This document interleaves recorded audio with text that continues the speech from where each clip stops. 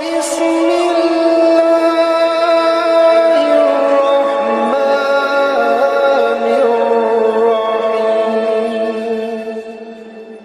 और बड़ी जनाब वो करामत बयान की जाती है, बड़े कवाल भी इसको बयान करते हैं। इसका भी पसे मंजर सुन लें क्या है। जंगल में चली जाती, अल्लाह की इबादत करती, अगले दिन ताक में आप लेट गए।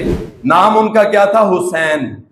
आसमान से एक सोने की जंजीर याकूत का प्याला उतरा, अल्लाह की कसम है मेरे लिए छोड़ दे। एक और बड़ी जनाब वो करामत बयान की जाती है, एक वाकया बयान किया जाता है, बड़े कवाल भी इसको बयान करते हैं। यूट्यूब पर भी आप देखेंगे, आपको नजर आ जाएगा किस किस ने बयान किया है।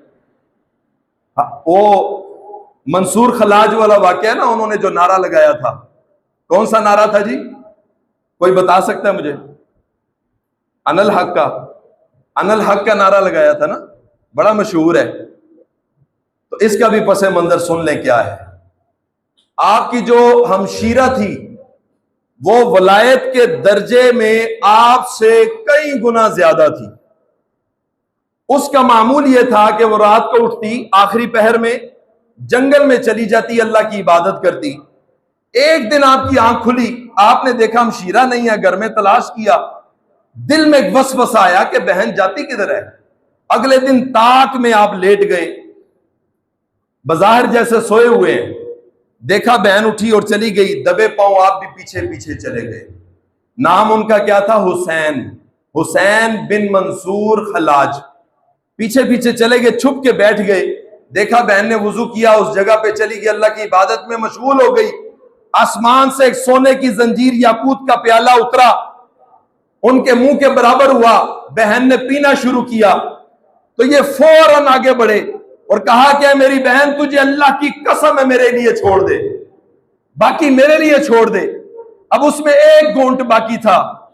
बहन ने कहा कि तूने मेरा राज फाश कर दिया।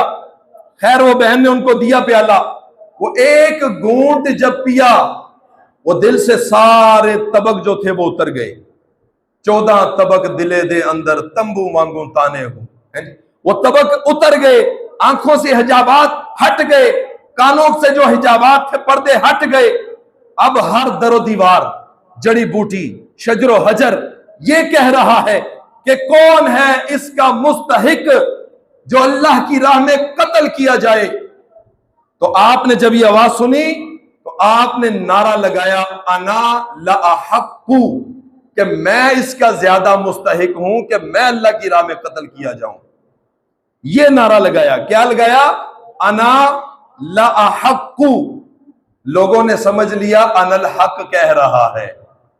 लोगों ने शिकायत कर दी काजी को। काजी भी अल्लाह के वली थे। हर का हाल उतारा, सूफियाना हल्का उतारा, शरीयत का लिबादा ओढ़ा। चूंकि शरीयत फतवा जाहिर पर लगाती है, बातिन पर नहीं लगाती।